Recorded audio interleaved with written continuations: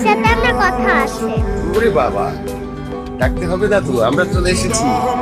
বলো কি কথা আমাদের সাথে? আমি একটা প্রস্তাব নিয়ে এসেছি। কিসের প্রস্তাব? আমার বাবার সাথে নাদিয়া মিসের বিয়ের প্রস্তাব। আশা, ছোট মানুষ ছোট মানুষের মতো কথা বলবে।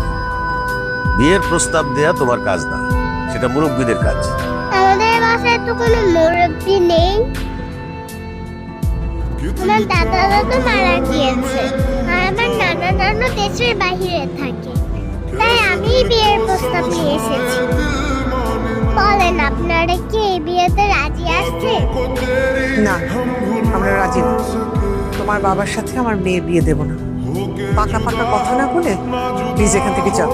আমার বাবা দেখতে সুন্দর, ভালো একটা জব করে, নিজের একটা ফ্ল্যাট আছে, বাইক আছে, কয়দিন পর একটা গাড়িও কিনবে। তারপরেও কেন মিসকে বিয়ে দিবেন না? কারণ তোমার বাবা বিবাহিত, তার একটা বাচ্চা আছে। কোনো বিবাহিত ছেলের সাথে আমার মেয়ের বিয়ে আমি দেব না। দেখেছিস না দিয়া, লাই দিয়ে দিয়ে কেমন ভাবে তুই মাথায় তুলেছিস, এখন সে বিয়ের প্রস্তাব নিয়ে চলে আসছে। এই তুমি যাও তো, এখান থেকে যাও। না, আমি যাবো না। মিসের সাথে আমার বাবার বিয়ে হবেই হবে। জানো মিস, তোমাকে না আমার মায়ের মতো মনে হয়।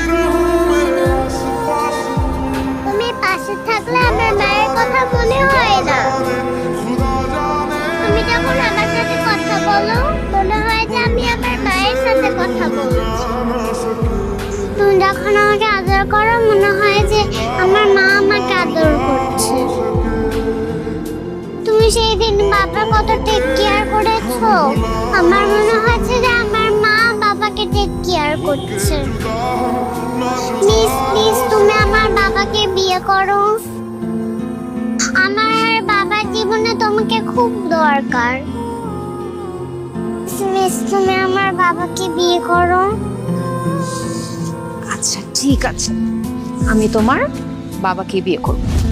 নাদিয়া, কি বলছিস এসব? তুই কি পাগল হয়ে গেলি নাকি? আমি ঠিকই বলছি মা, আমাকে যে পাত্রপক্ষ দেখতে আসার কথা ওনাদের মানা করে দাও, আমি ওর বাবাকেই বিয়ে করব। নাদিয়া, আবেগের বশে অনেক কথা বলা যায়, কিন্তু বাস্তবতা ভিন্ন। তুই যাকে বিয়ে করতে চাচ্ছিস তার বউ মারা গেছে, তার একটা বাচ্চা আছে। এই লোককে বিয়ে করলে তুই কোনোদিনই সুখী হবি না।